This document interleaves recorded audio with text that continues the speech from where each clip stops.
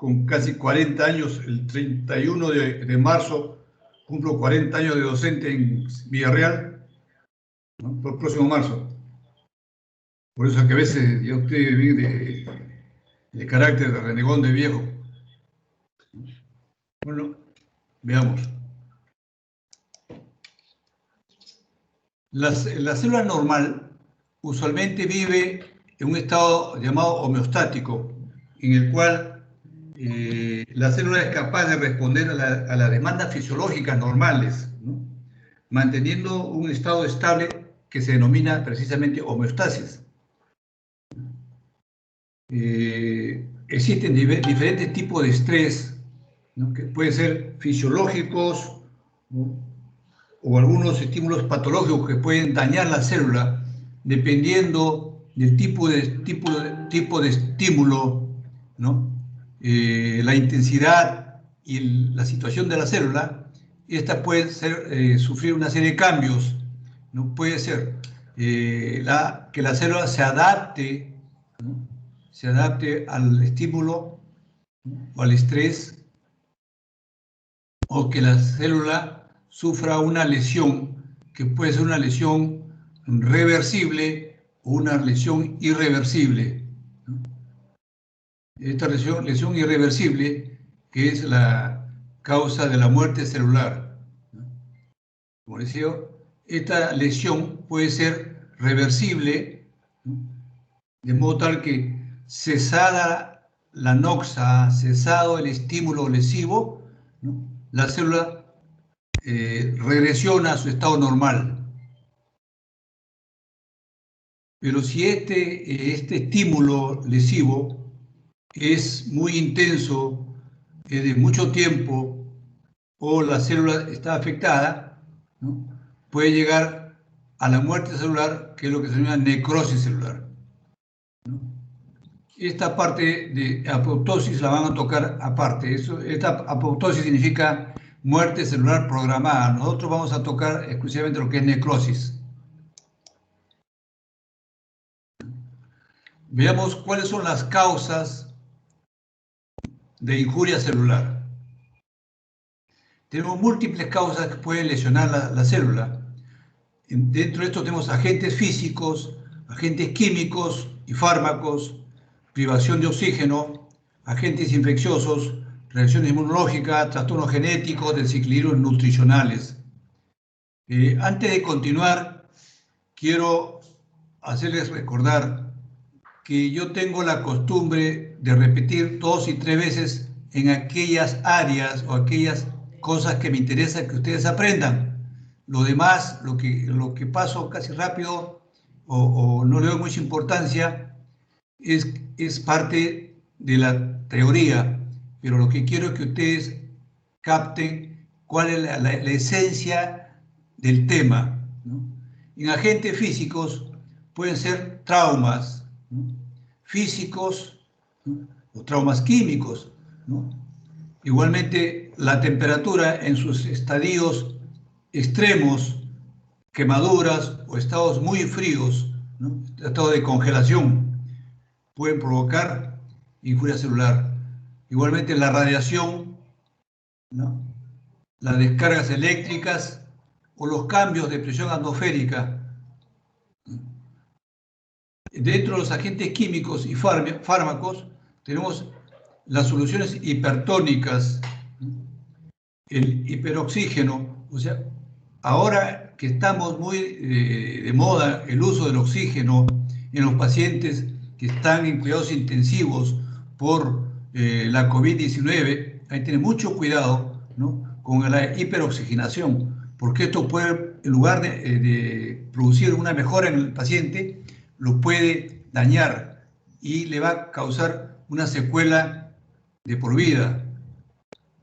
De mismo modo, muchos venenos, ¿no? Agentes que se encuentran en los ambientes, ¿no? Como el smog, por ejemplo, ¿no? O agentes químicos industriales, ¿no? Y el uso de drogas terapéuticas, por ejemplo, existe una medicina que es muy común, uso muy común, que se vende en las farmacias sin ninguna receta y que puede provocar daño en las células, sobre todo en las células hepáticas. Tenemos el paracetamol. Miren, el paracetamol es tan sencillo comprarlo, tan sencillo usarlo, inclusive se recomienda para todos los problemas de fiebre mayor de 38 grados, usa paracetamol, un poco de malestar, dolor, usa paracetamol, pero existen pacientes sensibles que van a hacer necrosis hepática masiva por el uso de paracetamol. O sea, las drogas también nos pueden dañar, ¿no? Otro de las causas, la causa más frecuente es la privación del oxígeno como causa de injuria celular. Tenemos la hipoxia y la isquemia. Hay que diferenciarlo. La hipoxia es la disminución del aporte sanguíneo. La isquemia también nos da una disminución del aporte sanguíneo, pero no solamente la isquemia es la disminución del aporte sanguíneo, en el cual por ende hay una disminución del aporte de oxígeno, ¿no? Pero también en la isquemia se produce pérdida de nutrientes, ¿no?, a la célula. Entonces, esto a la larga es mucho más severo, la isquemia, que una hipoxia, una falta de oxígeno pura, ¿no? Igual, en este momento, con la COVID, uno de los grandes problemas que ustedes han escuchado es la hipoxia. Al paciente le falta oxígeno, ¿no? Se produce lo que ahora, de un inicio le llamaban la neumonía intersticial viral, ¿no? Pero se ha demostrado que esta hipoxia no se da por la neumonía intersticial viral, se da por una isquemia. Esa isquemia, ¿por qué se produce? Porque hay una obstrucción, una trombosis, una obstrucción generalizada de los pequeños vasos, ¿no? Y a nivel pulmonar da lugar a una hipoxia. Y como decíamos, esta hipoxia va a producir daños, ¿no?, celulares que pueden llevar a la muerte celular, y la manera como esto se va a quedar es fibrosis. Hay una lesión, una injuria celular, la célula muere y la única forma que se repara es mediante fibrosis. Por eso que da esa imagen en vidrio esmerilado en el pulmón. O sea, la causa más frecuente de injuria celular es la hipoxia, ¿no?, que puede ser por isquemia propiamente dicha. Otros son agentes infecciosos, desde los virus, riquecias, bacterias, hongos, inclusive parásitos de gran tamaño, las tenias, por ejemplo, ¿no? O también tenemos otras causas de injuria, en las reacciones inmunológicas, ¿no? Ustedes habrán escuchado el shock anafiláctico, pacientes que son muy sensibles a una sustancia, por ejemplo, una inyección a la penicilina, ¿no?, o una reacción al suero de caballo, ¿no? O también es una reacción propia del organismo, ¿no?, formando autoanticuerpos, ¿no?, a los autoantígenos. Estas son las famosas llamadas enfermedades inmunológicas. Dentro de ellas tenemos el lupus, el Sjögren, la dermatomiositis, la artritis reumatoide, etc., ¿no? Trastornos genéticos como el síndrome de Down, desequilibrios nutricionales extremos como la hiponutrición y la hipernutrición, ¿no? Por ejemplo, pacientes con trastornos nutricionales severos, la caquexia, o pacientes diabéticos también, es un trastorno nutricional, ¿no?, que nos van a dar una injuria celular. ¿Cuáles son los mecanismos de esta injuria? Tenemos tres principios comunes para toda la injuria celular. Esto es muy importante, sí, que se aprenda, porque este es prácticamente la base de todo el problema, ¿no? Como causas podemos tener muchísimas, pero todas la respuesta de estas está en función a tres cosas. Primero, la respuesta depende del tipo de lesión, ¿no? su duración y su intensidad, ¿no? O sea, si la lesión es, por ejemplo, una hipoxia o una isquemia, que va a dar una hipoxia severa, ¿no? Si esta hipoxia o esta obstrucción, isquemia, dura mucho tiempo, lógico que va a dar más daño, y si es muy intensa, con mayor razón. O sea, la respuesta depende del tipo de lesión, su duración y su intensidad. Igualmente, las consecuencias dependen del tipo de la célula, ojo, estado y adaptabilidad de la célula lesionada. Ustedes saben que existen 3 tipos de células, que no todas las células, la estable, la hábil y la permanente, no todas las células, ¿no?, responden de igual manera ante una anoxia, una anoxa. Por ejemplo, ustedes en un paciente que hace una hipotensión severa, una hipotensión, ¿no?, una disminución de la presión, ¿no?, son las células del intestino grueso las que más frecuentemente se lesionan, ¿no?, mientras que las células neuronales y musculares, cardíacas, esas células reaccionan defendiéndose más, ¿no? Entonces, depende del tipo de células, o algo más simple para que entiendan, ¿no?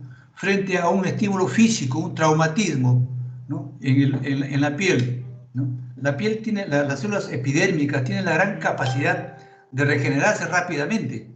Son células lábiles, ¿no?, que uno se produce una escoración, una lesión, y esto rápidamente se repara, ¿no?, y no queda huellas. Pero si esta lesión fuera en un órgano mucho más noble como el corazón, por ejemplo, se produce la necrosis y viene el infarto. Igualmente, el estado, si la célula está en buen estado nutricional, responde mejor, ¿no? Y de acuerdo al tipo de lesión viene la adaptabilidad de la célula lesionada, ¿no? Vamos a ver un ejemplo de qué pasa en el corazón. Igual, la lesión es el resultado de anomalías funcionales y bioquímicas en uno o varios de los componentes celulares esenciales. Es decir, esta lesión inicialmente va a afectar levemente los componentes u organelas de la célula, ¿no?, y alterar la capacidad funcional o bioquímica, ¿no?, de estos componentes celulares. Esto es importante. Esto sí, les voy a preguntar, ¿sí? Les decía, por ejemplo, acá hay un cuadro que nos muestra, ¿no?, el efecto. Si es una lesión de larga duración, ¿no?, y cuyo efecto es deleterio en la célula, se produce una lesión celular reversible mientras la célula se está defendiendo, ¿no?, y el tiempo no es muy largo, cesa la lesión, la célula revierte a su estado normal. Pero si la duración de la lesión es muy larga, ya viene lo que se llama la lesión celular irreversible o muerte celular, debido a una serie de cambios ultraestructurales. Vamos a ver cuáles son estos, ¿no? Primero son los cambios ultraestructurales, después vienen cambios microscópicos y luego los cambios morfológicos macroscópicos. Y esto es importante, vean ustedes esta parte de cambios estructurales. Primero lo que sucede, la ultraestructura de la célula, la que se daña. Después nosotros podemos en el microscopio observar estos cambios microscópicos ópticos, para posteriormente estos cambios microscópicos se puedan observar macroscópicamente. Y esto, cuando hagan ustedes el seminario de infarto de miocardio, agudo de miocardio, se va a dar. Por eso es que se sabe que en el infarto agudo de miocardio no hay ninguna lesión demostrable, ¿no?, inicialmente hasta las primeras 6 horas. Y el paciente ya se murió, ya tiene muerte celular, pero no hay forma de saberlo, ¿no? Con microscopio óptico vamos a ver posteriormente. Y después de las 24 horas recién observamos los cambios morfológicos, dependiendo de la duración de la lesión, ¿no? Ahora, ¿cuáles son los blancos o las dianas más importantes de estos estímulos lesivos? ¿A qué área de la célula o a qué estructura o componente fisiológico de la célula se dirigen estos blancos? ¿Cuáles son los más afectados? De todas estas dianas o blancos, como es la respiración aeróbica, la integridad de las membranas celulares, la síntesis proteica, el citoesqueleto, la integridad del aparato genético, ¿no? Y de todos estos, el más frecuentemente afectado, el blanco más frecuentemente afectado, es la respiración aeróbica. La respiración aeróbica. Y ustedes saben que la respiración aeróbica es la que permite la fosforilación oxidativa mitocondrial con la consecuente producción de energía por la producción de ATP, adenosín-trifosfato. En este caso, la injuria, sobre todo la hipoxia va a alterar esta función, la respiración aeróbica, y por ende, si no hay una fosforilación oxidativa mitocondrial, no hay una producción de ATP, y si no hay producción de ATP, no hay energía celular, y depende del tiempo o la intensidad de esta lesión para que esta célula, ¿no?, el daño sea reversible o irreversible. Vamos a ver qué pasa con esta, ¿no? Otro blanco es la integridad de las membranas celulares. Esto es muy importante, ¿no? Porque las membranas celulares son las responsables de la homeostasis iónica y osmótica de las células y sus organelas. Mientras estas membranas estén íntegras, ¿no?, la homeostasis osmótica y sus organelas de las células no sucede ningún problema. Esto puede volver a regresionar, ¿no?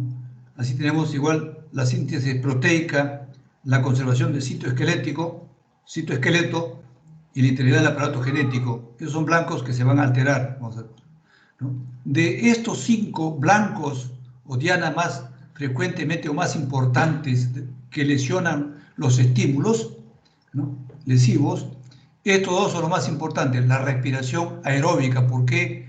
Porque esta es la más frecuentemente afectada, ¿no? Y porque hay una disminución del ATP, o sea, disminución de la energía, que es lo que más frecuentemente se produce, y hay una disminución del ATP. Y la integridad de las membranas es importantísimo, porque de esta depende, ¿no?, esta es la que nos va a dar el límite entre una lesión reversible y una lesión irreversible. Nos vamos a ver más adelante.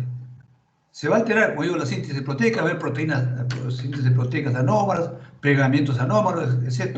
O el citoesqueleto, o sea, celular, que mantiene las estructuras organelas en su lugar, puede alterarse por una serie de situaciones. Por ejemplo, acá hay un esquema donde vemos el estímulo lesivo, como hemos dicho, afecta muchas estructuras, ¿no?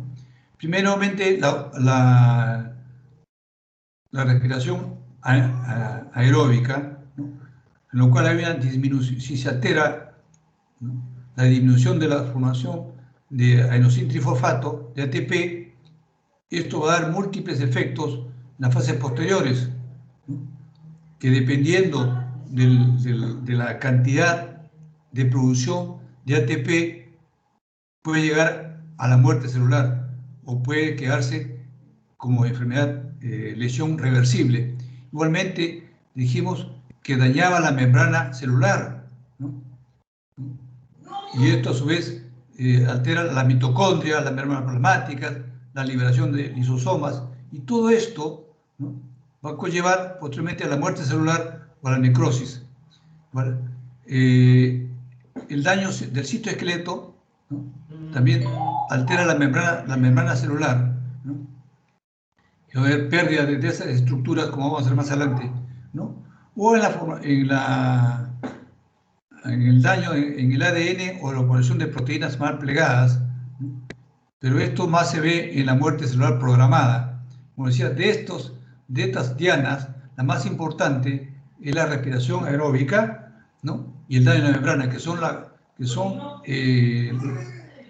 esta la más frecuente, y esta es el límite entre lesión celular reversible y lesión celular irreversible. Veamos, ¿a qué se llama lesión celular reversible? Solamente hemos dicho que lo primero que se produce es una depresión de la producción del adenosín-trifosfato y por eso hay una disminución de la energía celular, ¿no?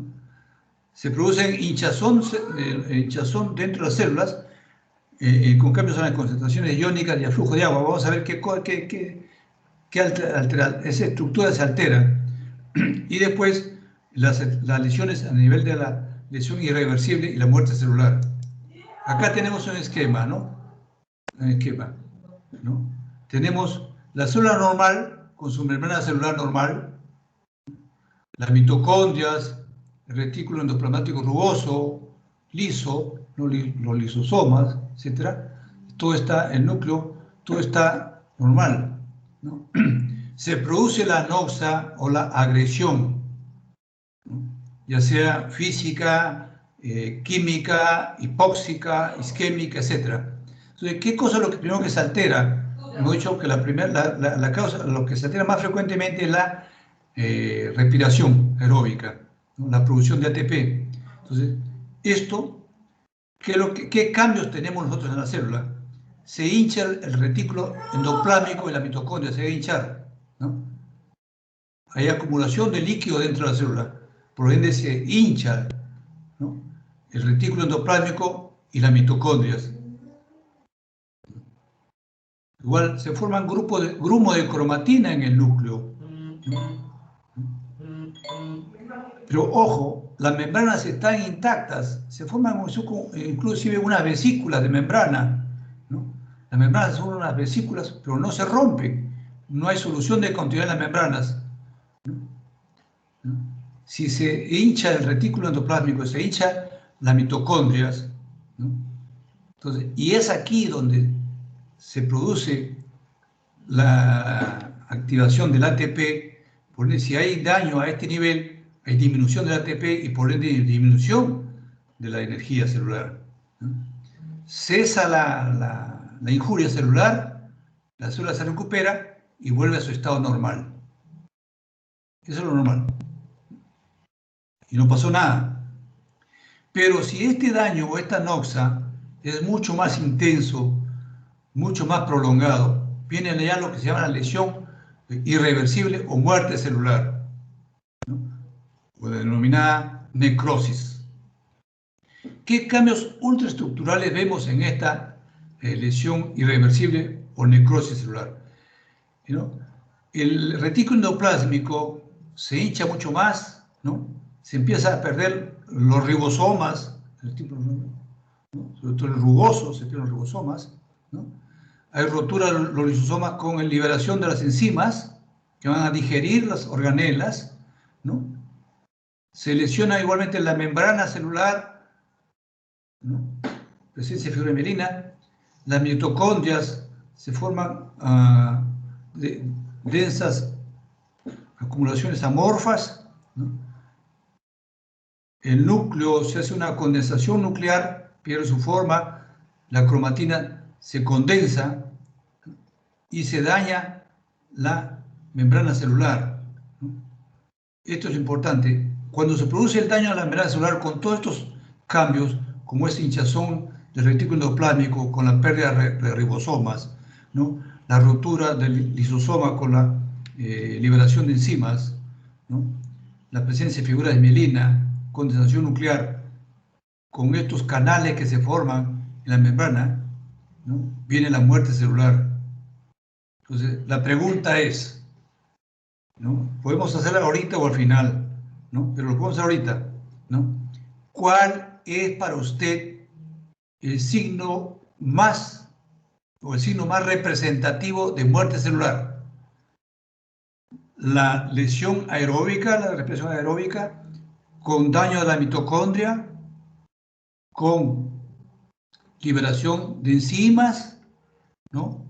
Con hinchazón o pérdida de los ribosomas en el retículo endoplásmico, ¿no? Con una bajísima producción de ATP en las mitocondrias, etc. O la ruptura de la membrana celular. Esta es la causa. Cuando se produce la ruptura de la membrana celular, aquí ya no, la lesión ya no revierte. Aquí se hace irreversible, ¿no? El problema es ya irreversible. Esta es la lesión más severa. Ejemplo, decíamos, de estas lesiones del tipo de agente causante de la lesión y el tipo de la célula. Por ejemplo, en el miocito normal, ¿no?, tiene una capacidad de defenderse de la hipoxia o de la isquemia, ¿no? Entonces, miren ustedes, se produce un área de necrosis, un área de isquemia, el miocito se adapta, ¿no? Se adapta y se crece, hace hipertrofia, que va a reemplazar las áreas dañadas, ¿no? Mientras que si la lesión es mucho más severa, la oclusión es más severa, el miocito lesionado no resiste, ¿no?, y va hacia la muerte celular. Y esto es lo que se conoce como infarto cardíaco. O sea, dependiendo del tamaño del infarto cardíaco, el paciente muere. Cuando hagamos la macroscopía y la microscopía en prácticas, vamos a ver esta área, es muy interesante cómo se observa microscópicamente esta área y cómo se observa esta área acá. ¿Qué significan las células hipertróficas y las células neoplásicas?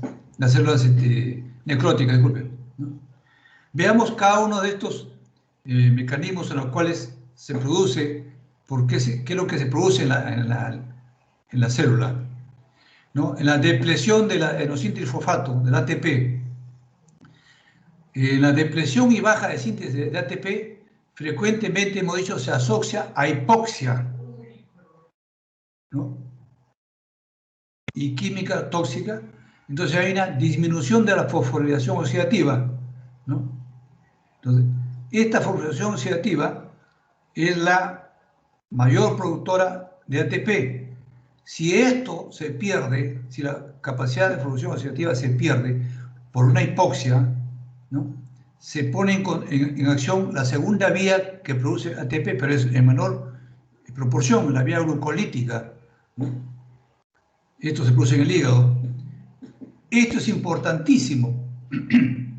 Así como preguntaba cuál era el daño más significativo para la muerte celular, que decíamos que era la ruptura o el daño de la membrana celular, ¿no? Igual, cuando el ATP se produce menos del 5 a 10%, ojo, ¿no?, afecta ampliamente a sistemas celulares críticos tales como se produce, ¿qué produce? Mire, hay reducción de la actividad de la bomba de sodio, ¿no? Entonces la célula se hincha, entra líquido, o sea, se acumula el sodio dentro de la célula y sale el potasio. O sea, la célula se hincha, viene el edema de la célula, ¿no?, el retículo endoplasmático se hincha, etc. Igualmente, el metabolismo celular energético se altera totalmente, ¿no? Hemos visto que produce una disminución de la baja de ATP, ¿no? Falla la bomba de calcio, dando lugar a la entrada de calcio citosólico a la célula, ¿no? Normalmente hay muy poca cantidad, 0.3 nanogramos de calcio dentro de la célula, ¿no?, y con esta entrada puede llegar a 1.3 milimol de calcio. Esto va a producir muerte celular, un daño muy severo, ¿no? También hay una alteración estructural del aparato sintético de las proteínas. Las proteínas se sintetizan en forma anómala, produciendo plegamientos erróneos de estas proteínas. Entonces, de esta depresión de ATP, lo importante acá, de que esta, ¿no?, se afecta fundamentalmente por hipoxia. Y si hay una hipoxia, hay disminución del ATP. O sea, hay daño a la fosforilación oxidativa y también se daña la vía glucolítica para llegar a producir menos de 5 a 10% de la producción de ATP. O sea, casi no hay energía. Y si llega a ese extremo, ¿no?, se producen todos estos cambios: reducción de actividad de la bomba de sodio, alteración del metabolismo celular energético, falla la bomba de sodio con ingreso de calcio, ingreso de calcio citosólico, se altura el aparato sintético de proteínas. Acá tenemos un ejemplo. ¿Qué pasa con las isquemias? Hemos dicho que la isquemia es mucho más que la hipoxia. La isquemia conlleva hipoxia y conlleva también disminución de aportes sanguíneos a la zona lesionada. ¿no? O sea, no hay oxígeno. Si no hay oxígeno, no hay sangre, no hay oxígeno, ¿no? Entonces, lo primero que se daña es la mitocondria, porque aquí es donde se produce la fosforilación oxidativa, que viene a ser la productora del ATP. Si hay daño de la fosforilación oxidativa, hay disminución del ATP, o sea, no hay energía celular. Si no hay una disminución marcada de 5 a 10% por debajo de esta cantidad de ATP, ¿no? Se daña la bomba de sodio, ¿no? Entonces ingresa sodio a la célula se hincha, ¿no? Y el calcio intracelular sale, ¿no? La célula se hincha. Igualmente, esto produce, esta hinchazón, ¿no? Produce la entrada del calcio, ¿no? Extracelular a la célula. Hemos dicho que el calcio citosólico intracelular es más que 0.3 nanogramos, ¿no? Mientras que cuando se produce este daño, esta cantidad de calcio que ingresa, ¿no?, a la célula,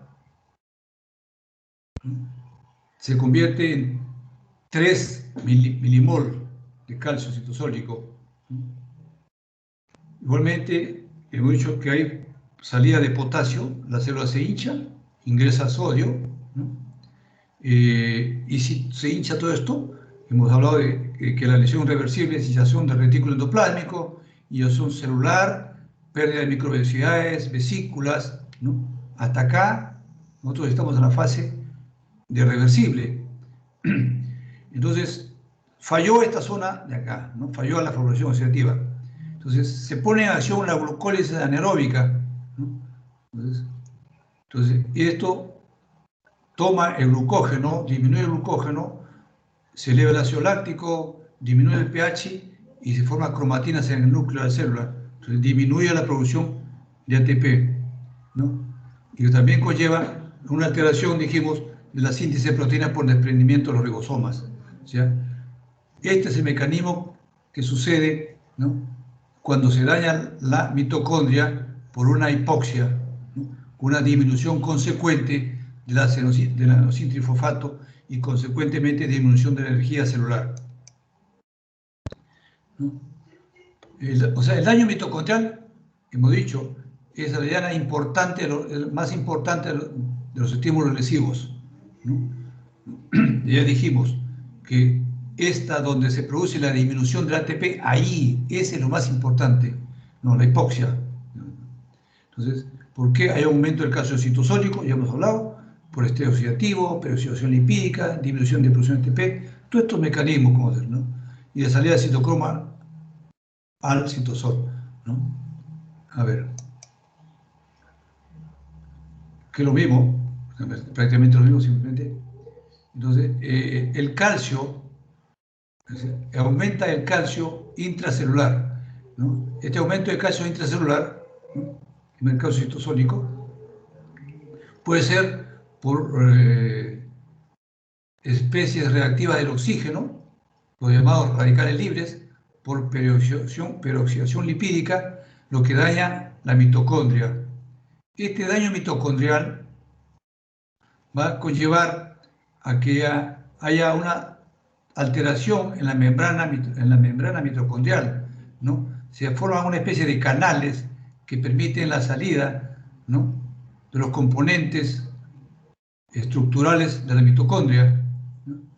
Hay una transición de la membrana mitocondrial, pérdida potencial de la membrana, del potencial de la membrana, ¿no?, incapacidad para generar ATP, ¿no? Y hemos dicho, cuando hay alteración de esto, de la membrana, pues la necrosis, ¿no? Mientras la membrana mitocondrial está intacta, puede haber, ¿no?, citocromo C u otras proteínas anómalas dentro del mecanismo, dentro de la célula, pero que salen de la mitocondria. Esto es lo que llama la apoptosis, que ya es otra clase, ¿no?, la llamada muerte celular programada. Entonces, hemos dicho de que la mitocondria es la estructura que se daña más frecuentemente por hipoxia, o sea, la producción del ATP es lo primero que se daña. Y para que disminuya el ATP, tiene que dañarse primeramente la mitocondria, ¿no? Porque ahí se produce la gran cantidad de ATP. Y después ya de lo que queda, la poca cantidad de energía se produce a través de la vía, la glicólisis anaeróbica. Aflujo de calcio intracelular y pérdida de homeostasis del calcio. Acá ya hablamos algo de esto. El calcio extracelular o calcio citosólico se llama, ¿no? Se produce un agente lesivo, lesiona al agente, a la célula. Entonces, permite que este calcio extracelular ingrese a la célula, y hemos dicho que este calcio que está dentro de las mitocondrias es un calcio de muy poca concentración. Son 3 nanogramos, los 3 nanogramos es muy poco, pero cuando ingresa el calcio citosólico, esto se convierte en 3 milimoles. Entonces, este aumento de calcio citosólico sí produce una serie de daños, ¿no? Libera, no solamente es el calcio que viene de la célula, que viene de fuera de la célula que ingresa, porque hay daño de la membrana, también se libera el calcio que está dentro de la mitocondria y el calcio que está en el retículo endoplásmico. Y esto constituye el calcio citosólico que llega a 3 milimoles. Este aumento del calcio citosólico, ¿no?, libera una serie de enzimas, como la ATPasa, la fosfolipasa, la proteasa, la endonucleasa. Esta ATPasa es la responsable de la disminución del ATP, ¿no? ATP. Igualmente, la fosfolipasa disminuye los fosfolípidos, la proteasa, ¿no?, encarga de la ruptura de la membrana y proteínas citoesqueléticas, ¿no?, y la endonucleasa daña la cromatina nuclear. O sea, todo esto, al final, ¿no?, va a dañar la membrana nuclear, ¿no?, con una disminución marcada de ATP, hacen que la lesión sea irreversible. O sea, daño a la membrana con disminución del ATP, muerte celular, o necrosis, por incremento del calcio citosólico. Pero esto es un tipo de mecanismo que no es muy frecuente, ¿no? Y hemos dicho que lo más frecuente es la hipoxia, ¿no?, a través del daño de la mitocondria. También se produce este tipo de injuria celular por acumulación de radicales libres derivados del oxígeno. Esto se denomina estrés oxidativo. Este estrés oxidativo, este oxígeno, hemos dicho que el oxígeno en grandes cantidades o a gran presión puede dañar las células, ¿no? Entonces, este oxígeno ingresa a la célula, daña la mitocondria, se produce una reducción incompleta del oxígeno y se forma el superóxido, ¿no?, superóxido, ¿no? Este superóxido se transforma en peróxido de hidrógeno, ¿no?, y que puede transformarse por la reacción de Fenton en radical hidroxilo. Estas son las llamadas especies reactivas del oxígeno, que son dañinas, ¿no? Esto se da en la célula. O sea, el oxígeno no siempre es favorable, también puede producir daño, ¿no? De allí que se use mucho actualmente los radicales,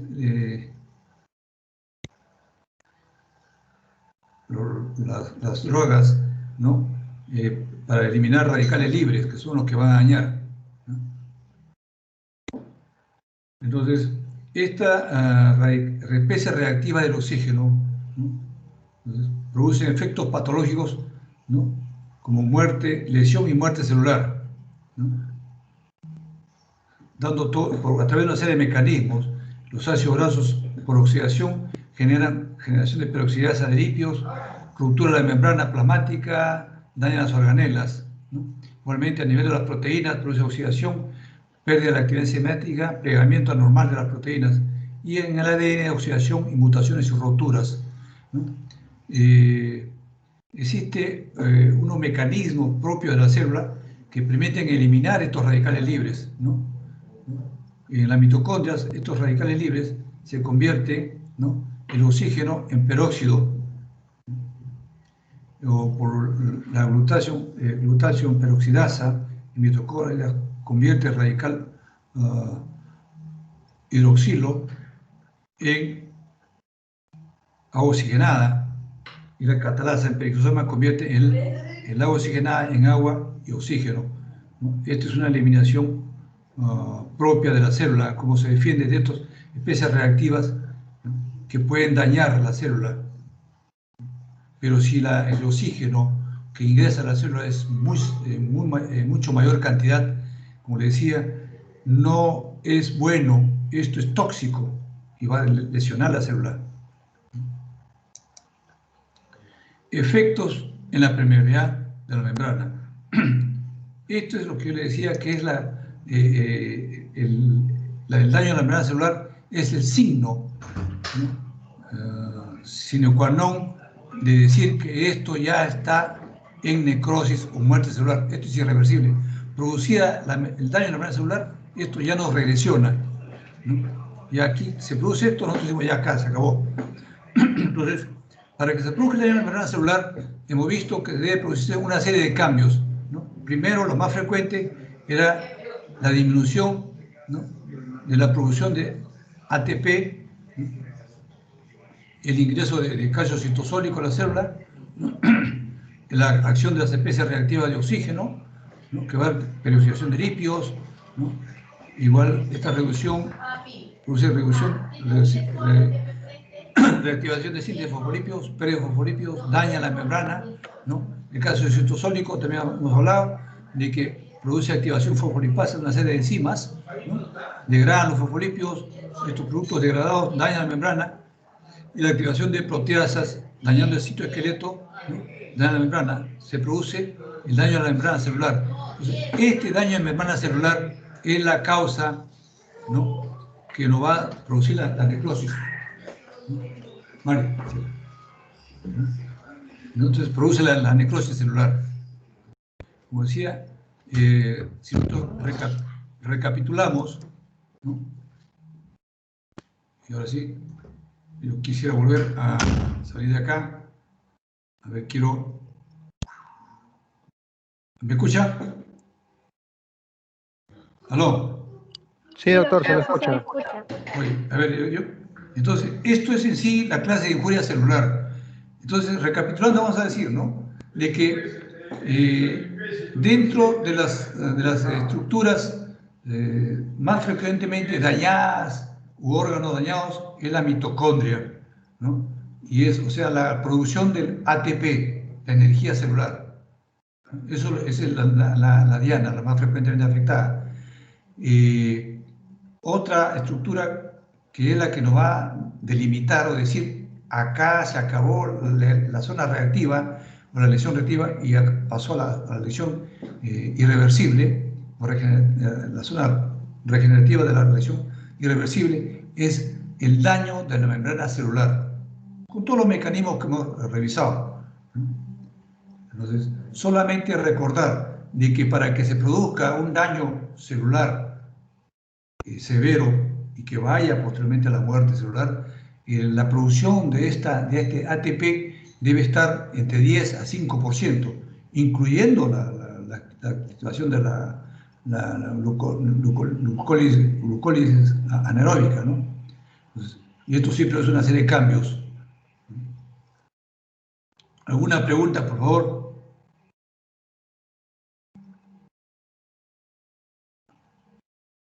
Como les decía, esto...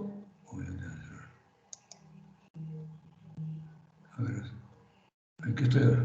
Ya estamos acá. ¿No? Ahora sí estamos ahí, ¿no? Ya. ¿Alguna pregunta, algo que no se haya entendido o algo que se quiera aclarar? Dos cosas. O ha sido muy claro o no han entendido nada. A ver, ¿me escuchan? Lisette. Sí, doctor, sí se escucha. Hay un compañero que desea hacer un comentario o una pregunta. Albeni, ¿pueden saltar? A ver, ya, lo escucho. Doctor, buenas tardes. Tu nombre, por favor. Albeni Campuzano. Ya. Doctor, Diapositiva 15, usted habló de apoptosis y de necrosis. En esa diapositiva muestra el citocromo C de la mitocondria. Entonces, podría decir que cuando hay una disfunción en la mitocondria y no se activa a lo mejor una permeabilidad de la membrana, como C, no se podría producir una necrosis, no se producía una apoptosis, doctor. No te escucho bien. No te escucho bien. Tú me dices Doctor, que... disculpe, para que escuche mejor el audio, como hay un poco de eco, ingrese al cuadradito con la X para que deje de compartir la pantalla, porque eso hace que haya un poco de eco. Ya, Ya, ahora sí está mejor. ya. Ahora sí, Ahora sí, Albeni, repite repite de por nuevo favor. su comentario. Sí, doctor, le decía, en la diapositiva 15 hay un gráfico interesante, me llamó la atención, que habla de que bueno, si se produce una lesión en la mitocondria, pueden tener, creo, dos respuestas. En una hay una permeabilidad mitocondrial y en otra hay como una salida de citocromo C, ¿no? Y quería saber si podría yo diferenciar una necrosis y una apoptosis, o cómo es el inicio de los mecanismos, si es que hay una salida de citocromo C, como dice la imagen, ¿no sería necrosis, que no sería apoptosis, o cómo? No. No lo estoy entendiendo bien. En ambos casos hay necrosis, ¿ah? En ambos casos hay necrosis. La diferencia entre la apoptosis y la necrosis o muerte celular por injuria celular, ¿no? Es que la apoptosis es una programación de la célula. Recuerden ustedes, por ejemplo, se habla de las células lábiles y estables, ¿no? Las células hepáticas o las células sanguíneas, ¿no? Que tienen un tiempo de vida y se van regenerando, ¿no? Se van muriendo las células y van siendo reemplazadas. Pero ¿para qué? La célula necrótica se destruye el citoplasma, primero se destruye el núcleo, se destruye el citoplasma, ¿no? Y todas las organelas. Mientras que en la apoptosis no se destruye, el citoplasma queda, ¿no? O sea, el núcleo se destruye, las organelas se van destruyendo poco a poco. Eso está programado. Digo, hay una clase de apoptosis, que no me toca a mí, ¿no? Por eso es que no quería, sino que para que diferenciar entre lo que se produce por este mecanismo, pero es una situación ya que el mismo organismo programa su muerte celular para reemplazarlo, ¿no? Pero no porque sea una noxa, no es por un daño celular, es por una programación, el organismo programa su renovación celular. Como le digo, es una clase que va a tener aquí a 2 o 3 clases que toca la parte de apoptosis, ¿no? Se va a hablar más ampliamente de esto. Ok, doctor, gracias. ¿Ah? ¿Alguien más quiere?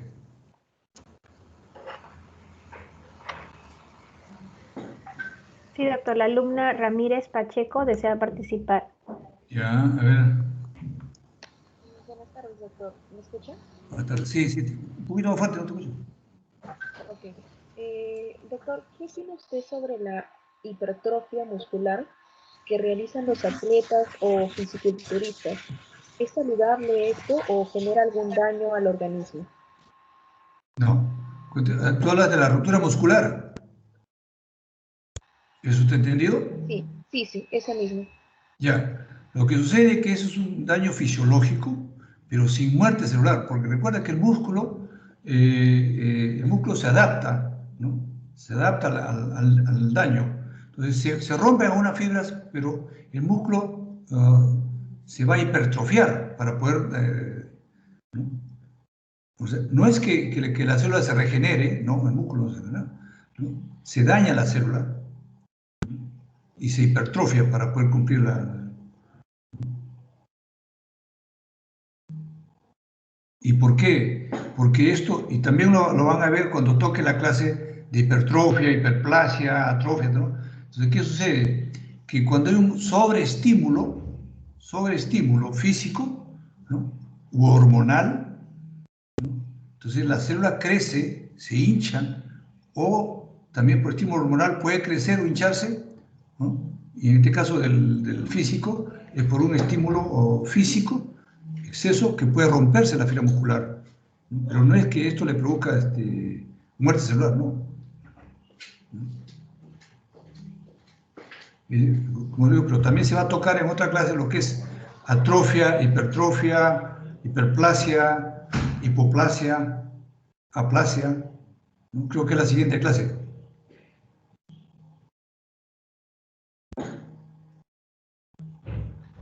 A ver. De acuerdo, gracias, doctor. Ya. Doctor, hay otra participación del alumno Pimentel Sánchez. A ver, Kaylee. Rayleigh, disculpa. A ver, ¿Aló? Rayleigh. Sí, Rayleigh. Doctor, sí, Rayleigh Pimentel. Doctor, una consulta. He estado revisando una literatura y mencionaba que en malformaciones cardíacas, dentro de los miocardios, dentro del músculo cardíaco, como tenían que desarrollar mayor cantidad de ejercicio, mayor cantidad de esfuerzo, aparecían mayor cantidad de mitocondrias. Entonces, esto podría generar una alteración en la forma de la célula. No. No, en la fórmula, lo que sucede en el músculo cardíaco es que, por decirte, normalmente hay un área, 1000 células. De esas 1000 células, por hipoxia, ¿no? Entonces se produce el infarto de miocardio. Entonces, esa zona de infarto de miocardio, porque el músculo el corazón tiene que seguir funcionando para seguir vivo, ¿no? Entonces, las células que están alrededor de esa zona lesionada, no es que se dañen, al contrario, ¿no? Esas células se hipertrofian, llegan a crecer, ¿no? Incrementan su capacidad de funcionamiento para poder reemplazar al área dañada, compensar al área dañada. Por eso ustedes van a ver cuando hagan el capítulo de infarto agudo de miocardio o infarto antiguo de miocardio, van a encontrar la célula central necrosada y las células cardíacas, ¿no? Que están rodeando a esta célula, van a encontrar que los núcleos de esas células cardíacas que están alrededor están más grandes que las células que están más periféricas. O sea, cuanto más cerca estén las células al área dañada, los núcleos son más grandes, las células son más grandes.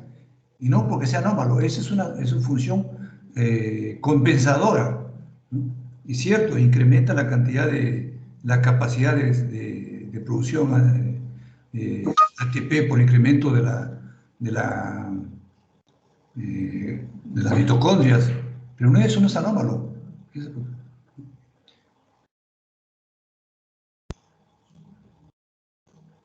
¿Algo más? Gracias, doctor. Doctor, y en un corazón fetal actúa de la misma manera, ¿no? No ¿Cuál? habría diferencia. En un ¿Cuál? corazón fetal. No, igualito es. Por eso se dice que el infarto de miocardio mata. ¿En qué momento mata? Cuando el infarto es muy masivo. El infarto afecta, depende si es el área anterior, el área izquierda, el área derecha, ¿no? Superior o inferior, ¿no? Cuando afecta el área izquierda del corazón, ¿no? Que es donde va a irrigar la cardíaca izquierda, la coronaria izquierda, ¿no? Que irriga el 70% del corazón. Si esa se obstruye, ¿no? Es lógico, mire, va a obstruir el 70% del corazón. Entonces el daño es mucho más severo y el corazón muere. Pero si el infarto o la obstrucción se produjera en la arteria coronaria derecha, que irriga solamente parte de la parte anterior y parte de la parte superior y del tabique, la parte anterior del tabique, ¿no?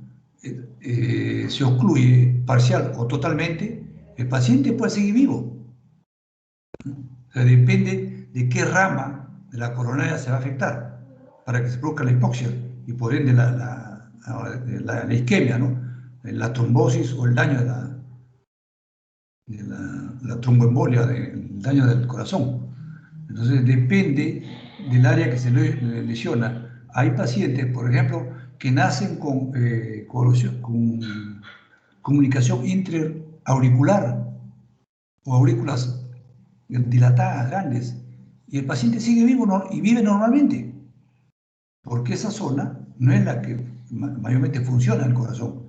La función del corazón está dada principalmente por el área izquierda y la parte ventricular.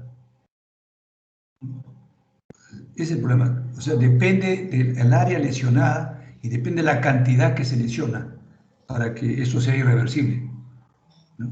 Entonces, al morir un grupo de células cardíacas, inmediatamente las células que rodean a eso tienen la capacidad de hipertrofiarse, crecer, para poder reemplazar a esa función. Como digo, esto es parte de lo que viene adelante. Me estoy adelantando porque cuando ustedes hagan hipertrofia fisiológica, por ejemplo, como lo preguntó su colega, ¿no? ¿Qué pasa con los atletas? En el atleta el músculo crece, ¿no? El músculo crece por el ejercicio, por la parte fisiológica. O también puede crecer por el uso de hormonas, que ya no es tan fisiológico, ¿no? O puede crecer por una cuestión compensadora, se lesiona parte del músculo y el resto lo va a favorecer, ¿no? Lo va a ayudar. Entonces, pero eso, como digo, eso toca en la parte, ya en la otra clase, no es esta clase. En realidad la patología recién comienza y van a ver ustedes que poco a poco se va haciendo interesantísimo, ¿no? Poder explicarnos todo, porque patología no solamente es el estudio de las enfermedades, ¿no? Sino la patología es el estudio de las enfermedades, pero tiene que explicar, ¿no? El porqué de las cosas, ¿no? El porqué, el síntoma tal, por qué se produce, cuál es la consecuencia de la lesión microscópica, macroscópica, ¿no? Y qué síntomas va a dar y cómo se puede tratar. Patología en realidad es una ciencia dentro de la medicina muy completa. Está mal que el patólogo o el llamado patólogo sepa solamente patología. Dice, el patólogo que solamente sabe patología ni patología sabe. Tiene que saber clínica, tiene que saber de todo, terapéutica, porque esa es la función. Porque de nada sirve que yo le diga a ustedes, ¿no? Esta lesión es así, con tales características, se altera el núcleo, se altera la célula, tiene tal forma, tal cantidad. Pero si ustedes, es más fácil que el patólogo estudie medicina, el resto de medicina, que los restos de médicos estudien patología. Pero van a ver, recordad ustedes, del total de ustedes, no sé cuántos son 120 grados. Si sale un patólogo, en buena hora. 2, rarísimo. 3, es excepcional. Pero de cada promoción sale uno, o a veces ninguno. O sea, no a muchos les gusta, ¿no? Pero es bonito. Es bonito, porque uno se mete en todo. Y, por ejemplo, miren ustedes, ¿cuál es importante la patología? ¿No? Aparte de la clase, ¿no? Vamos a hablar sobre esta enfermedad que está de moda, ¿ya? La COVID-19. Se dijo inicialmente que la COVID-19, ¿qué era? ¿Alguien recuerda? Era una neumonía intersticial atípica. Una neumonía. ¿No? Así, una neumonía, nos dijeron, ¿no? Es una neumonía por acá, y bueno, de frente hay que pasarlo a cuidados intensivos, ir a la máquina, al respirador mecánico, ponerle oxígeno en presión positiva, sedar al paciente, llevarlo a coma inducido, por todo, es así de cosas. Pero ese es el estadio final, esa es la consecuencia de todo el problema. Y así se ha estado tratando los primeros meses, hasta que en Italia y en New Orleans, en Italia se hicieron 14 primeras autopsias en el mes de abril. Porque la orden de la Organización Mundial de la Salud dijeron, no se hagan necropsias porque es peligrosísimo, el paciente, el médico se muere, se infecta y disemina los virus por todas partes y todo eso, ¿no?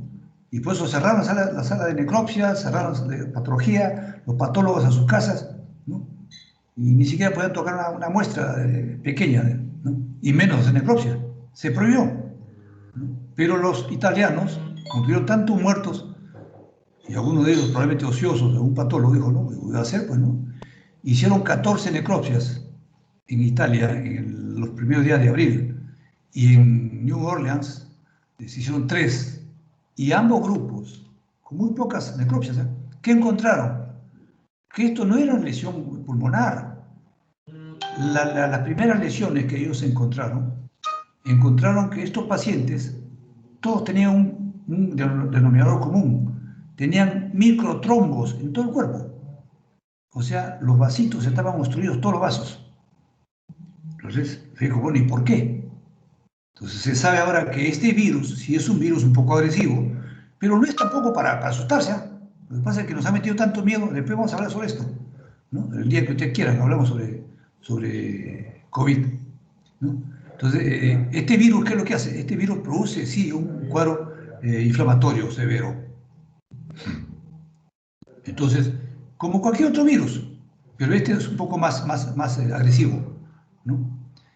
Pero si nosotros al primer síntoma, segundo síntoma del virus, empieza a producir, ingresa por 7.000 virus, al día siguiente se convierten en 100.000, al otro día se convierten en 1.000.000, 10 millones, entonces reproduce rápidamente, como cualquier virus, insisto, ¿no? Y encima, tú estás con tos, con un poco de fiebre, 38 grados, te cerraron los hospitales, cerraron los consultorios, cerraron todo, solamente dejaron las emergencias. ¿Recuerdan?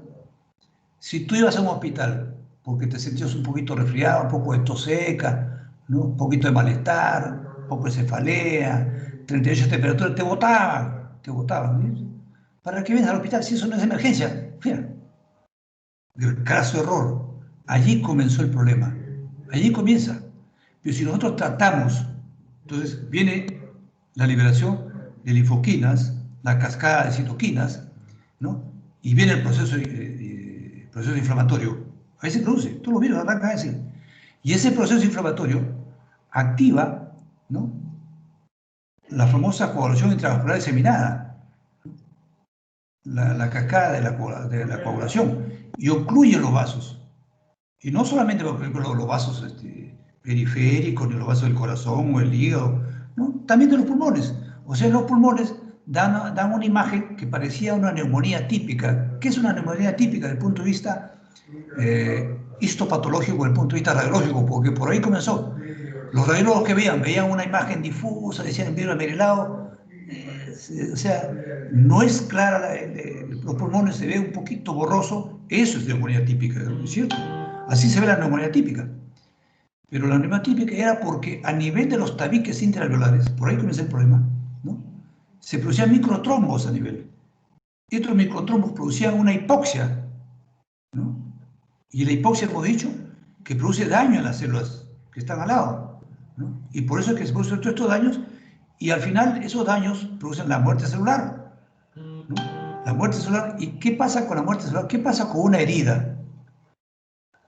¿Qué puede pasar con una herida? Si nosotros tenemos la capacidad de poder defendernos en algo, ¿no?, un corte en la mano o en cualquier parte, ¿qué pasa? O se cura y desaparece nada, desaparece. Si es superficial, ¿no?, no queda ni huella, ¿no? Pero si esa cicatriz es profunda y muere las células, ¿qué va a pasar ahí? ¿Qué queda? Queda la cicatriz. Y eso es lo que aparece en los tabiques intraalveolares. Pequeñas cicatrices del tabique por daño de la muerte celular, de las células que están en los neumocitos. Pero los neumocitos no tienen por qué producir la neumonía. La neumonía es una acción viral en los espacios alveolares, no en los neumocitos, ¿no? Y se encontró de que aquí, en estas primeras células que se encontraban en Italia y en Nueva Orleans, se encontró que no eran bacterias, no eran células polimorfonucleares, ¿no?, linfocitos, no. Eran células precursoras al linfocito, los macrófagos que estaban al costado de estas lesiones, ¿no?, que posteriormente esto se puede infectar. Es cierto, ¿no?, frente a una zona inmunodeprimida, una zona con daño celular. Es un caldo de cultivo para infección bacteriana sobreagregada, ¿no? Klebsiella, pseudomonas, estafilococos, estreptococos, y de ahí la necesidad de dar antibióticos. Entonces ya ahí sí está la neumonía, pero la neumonía es la parte final, no es la parte inicial. Entonces el tratamiento de esta neumonía, de esta famosa COVID, no es pues esperar que el paciente se los enferme, se los ponga mal, porque ya no hay nada que hacer, ¿no? La neumonía, o esta enfermedad, la COVID-19, se trata, señores, en la fase temprana. Entonces, ¿y cómo reacciona el cuerpo frente a cualquier virus? Forma sus anticuerpos. Y me toca a mí esa clase, pero creo en el segundo capítulo, el segundo semestre, o el segundo parcial de este capítulo, sobre inmunología. Es muy bonito, es tedioso, es así como esto, pero después que terminemos de estudiarlo, le voy a dar la clave para que ustedes se les haga facilísimo entender la inmunohistopatología o la inmunopatología. Es muy bonito. Para entender todo este problema de COVID, ¿cómo lo explicamos? Entonces, ¿qué pasa con los pacientes? Normalmente un paciente sano, robusto, tranquilo, ¿no? Frente a un virus, te forma su anticuerpo y lo mata y se acabó el problema, ¿no es cierto? De ahí el 80% de todos son asintomáticos. Pero ¿cuáles son los pacientes que más se complican? Los pacientes a los cuales le meten el miedo, y nos meten el miedo de la Organización Mundial de la Salud, ¿no? De que eso produce muerte, enciérrense, no salgan a la calle, usen la mascarilla permanente. No, es cierto, es un cuidado que uno debe tener, pero no puede llevarse al extremo de asustar a la gente. El paciente que está asustado, su capacidad inmunológica se reduce enormemente. Entonces, el organismo no produce defensas. Pasa el paciente de la fase leve a la fase moderada. El paciente ya se siente mal, le falta oxígeno, satura 90, 92, 89, hay que poner un poquito de oxígeno. Ustedes mismos, imagínense, sabiendo que esta tiene cuadros finales severos y muerte casi fija. ¿Qué pasa si a ti te digo, oye, estás mal de COVID, estás con COVID positivo, ¿no? Estás necesitando oxígeno, guarda cama, te pongo antibiótico, te pongo todo, ¿no? Y entonces tú te asustas, te vas a morir. Entonces tu capacidad inmune se reduce mucho más. Y si por desgracia no te dan tratamiento en casa, te dicen, tengo que llevarte al hospital porque estás mal, estás saturando 85, 80, ¿no? ¿Qué vamos a hacer? Se acabó. El paciente, de momento en que ingresa a un hospital de salud o MINSA o de Seguro Social, muchachos, este paciente se muere. Y se muere, ¿sabe por qué? No tanto por la COVID lo va a matar, sí, cuando se complique todo, ¿no? Porque el paciente se aísla, se siente morir. Él ve que toda la gente que está al lado de él se está muriendo. ¿Por qué? Porque él perdió contacto con su mundo, pierde contacto con sus familiares. ¿Acaso ustedes no saben que el paciente que ingresa a un hospital, el paciente se pierde?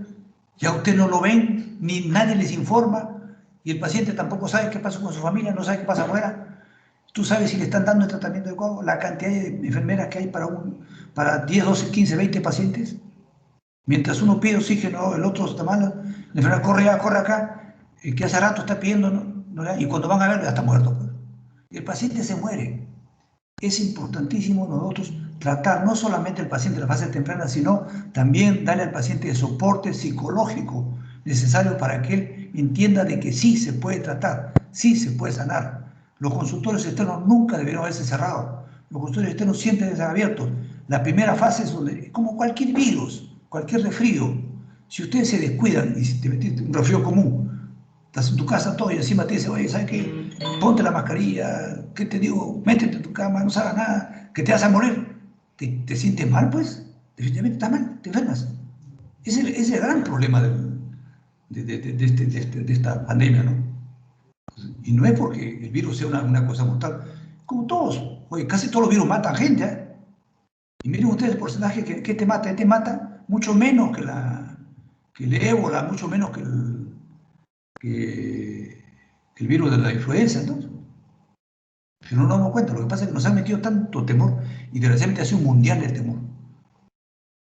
Entonces que ya no es cuarentena. Ahora es una cuestión permanente, ¿no? Y encima nuestro señor presidente sale a decirnos, ¿no?, que las vacunas que van a llegar a Perú van a llegar probablemente el próximo año, ¿no? Imagínense, estamos condenados a vivir estos meses, ¿no?, encerrados, asustados, porque no hay forma, no hay forma. Nosotros tenemos que enseñar a la gente que esto no puede matar, no debe matar si nosotros lo controlamos. ¿Y esto cómo se determinó? Porque, ya les digo, fueron los anatomopatólogos, los patólogos los que hicieron necropsias para poder determinar cuáles fueron las primeras causas de la enfermedad. Esa es patología, ¿no? A ver, oye, muchachos, yo me entendí en esto, ¿eh? Me salí del tema. A ver, ¿alguien más que quiera opinar o quiera preguntar? Joaquín. Joaquín Eduardo, a ver. Sí, doctor, una pregunta. Yo, me escucho doble, no sé si me estoy escuchando doble. Yo había escuchado que las células cancerígenas, ante una hipoxia, ellos más utilizan, la glucólisis anaeróbica, ¿no? ¿Y cómo es posible que utilicen más, que aprovechen tanto la glucólisis anaeróbica y sobrevivan ante una hipoxia, ¿no? Porque como dice, deberían hacer, claro, deberían morir esas células, ¿no? Claro. Entonces quisiera preguntar eso. Ya. Una de los primeros cambios que se da en la neoplasia maligna, porque hay neoplasia benigna, uno de los primeros cambios que se da es la neoformación de vasos. O sea, las células demandan mayor cantidad de oxígeno. Es cierto, si tú tienes un grupo de 100 células y te demandan 100 centímetros cúbicos de oxígeno, normalmente estás tranquilo. Pero ¿qué es la neoplasia maligna? La neoplasia maligna es una proliferación desordenada de las células.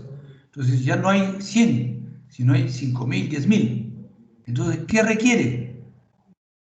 Para poder vivir esas células, tiene que formar más vasos para poder nutrirse de ese tumor, ¿no? Pero vista que la reproducción celular es tan acelerada, la reproducción de vasos no alcanza muchas veces para poder nutrirlos. Vienen en hipoxia. Entonces hacen uso de la glicólisis anaeróbica, ¿no? Pero también mueren, ¿eh? Pero la glicólisis anaeróbica los salva de la famosa hipoxia, porque hacen ¿no? Pero porque hay regeneración de vasos. Por eso las neoplasias malignas, van a ver cuando nos toque macroscopía o microscopía, se caracterizan por dos signos macroscópicos y microscópicos muy fáciles de ver: la necrosis y la hemorragia. Tumor con focos de necrosis y hemorragia, usualmente, 90 y tantos % maligno. Los tumores benignos no tienen necrosis y hemorragia usualmente, muy pocos, poquísimos, ¿no? Y para que haya hemorragia y necrosis en un tumor, tiene que haber una gran cantidad de vasos, se reproducen los vasos, pero la reproducción vascular no alcanza a satisfacer la gran demanda que demanda la proliferación exagerada de células. Por eso es que usan la famosa glicólisis anaeróbica. Ellos usan todo lo que tienen a la mano. ¿Sí?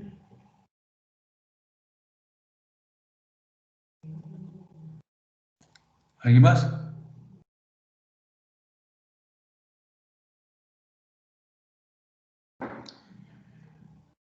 A ver, yo creo que hay suficiente o no, seguimos. A ver. La otra semana nos toca hacer prácticas, ¿no? Va a ser un poco más. Allí sí en las prácticas dice, sí vamos a necesitar de todas maneras, el uso del puntero. Porque si no, ¿sabe qué? Va a ser, vamos a hablar, o sea, ahora sí puedo usar el puntero, no sé cómo entré, pero ¿viste cuenta? Entró.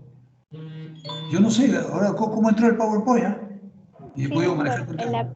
para la próxima clase ya nos reunimos un día, hacemos una reunión y yo le ayudo para poder coordinar bien y que salga mejor. Como Sí, pero ya había un poquito menos de tiempo, de repente por eso no no hemos podido hacerlo bien, pero ahora la próxima vez ya coordinamos una reunión y le explico para poder ver las funciones un poco Claro, mejor. porque en la práctica nosotros vamos a mostrar la lámina microscópica y yo te voy a decir, por ejemplo, ¿no? ¿Qué te digo? Hígado graso o degradación grasa de células, ¿no? Estas células son hepáticas normales, con núcleo de tacitas, la trabécula hepática, con los hepatocitos, el espacio de Porta, y estas células claras, con núcleo rechazado, ¿no? Que están de gran tamaño, mediano o tamaño pequeño, son las células grasas, y la causa de esto son pues de nutrición, alcoholismo, entonces, pero tengo que decirte con el puntero, ir señalándote, por una cosa que yo te diga y otra cosa que tú la veas, ¿no? Porque que no pase lo que sucede en otros sitios, donde le dan al alumno la lámina y el alumno tiene que leer el libro y descifrar la lámina. Es diferente que nosotros le mostremos la histología y te digamos, ¿no? Esta célula que está acá, esta es la célula R, esta es la célula tal, esta es la necrosis, esta es la hemorragia, esta es la neoplasia, este es el núcleo anormal, este es el núcleo de mitosis atípica, ¿no? Para que uno reconozca. Porque una cosa es que te muestre la histología, el cuadro, y no te pueda yo señalar cuál es cuál. Simplemente te menciono y uno está perdido, ¿no? Es lo que ha pasado con nosotros, muchos profesores, ¿no? Que el profesor que nos enseñó este sistema, ¿no? Hablaba, para él mostraba su cuadro, él seguía su cuadro, pero no nos decía cómo. O sea, yo no veía dónde estaba la flecha. Le decía, entren acá, entren allá, pero él entraba, porque él veía todo eso, yo también veía, pero él no mostraba. Eso es lo que pasa, ¿no? Entonces, tratar de aprender así. Pues yo sí quisiera que para las prácticas se pueda mostrar, inclusive en la práctica, ojalá tengamos momentos para hacer macroscopía, porque yo también creo que sí se puede hacer macroscopía. Sí podemos hacer macroscopía. Yo tengo casi todo lo que es macroscopía, tengo todo lo que es microscopía. Yo tengo 40 años metidos en esto. Yo ya estaba para retirarme el año pasado. Este marzo me retiraba, pero tengo que quedarme, ¿no? Pero no hay problema. Como digo, yo me encanta dictar, me encanta compartir con los alumnos.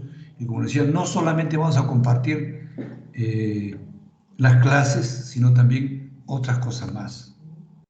Porque no solamente se enseña patología, no se puede más.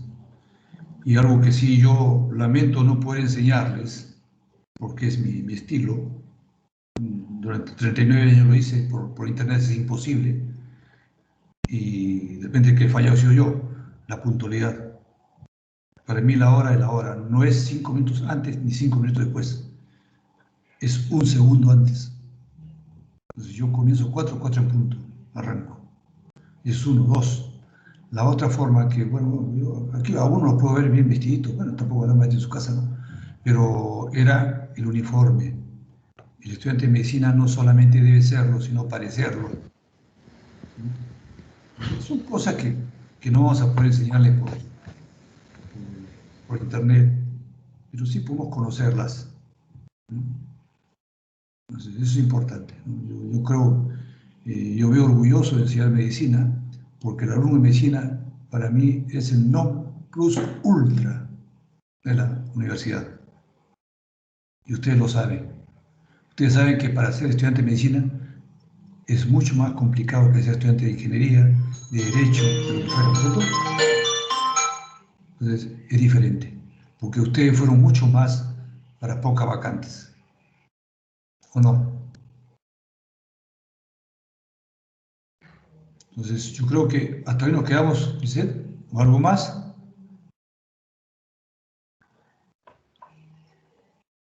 Ya, doctor, entonces hasta ahí quedaría la clase. Ya, no sé a quién le toca mañana, por favor, que profesor, a quién le toca mañana la clase, y yo, cuando me toque a mí, yo te vuelvo a llamar, ¿ya? Ya, doctor, muchas gracias. Gracias. Gracias, muchachos. ¿Ya? Bueno, ya la asistencia me dijeron que entre a Zoom Web, pero no voy a entrar porque tampoco no funciona. No me interesa que aparezca como si edité o no edité, pero usted ya sabe que edité, ¿no? En total, por lo que me interesa.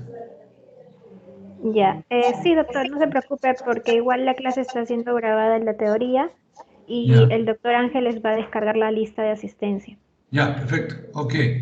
Gracias, Usted muchachos. solamente eh, cuelga la reunión, Ya, pero ahorita voy a coordinar con el doctor Ángeles para que ingrese a descargar la lista de asistencia para que usted pueda finalizar la reunión, porque como usted ha sido el creador de la reunión,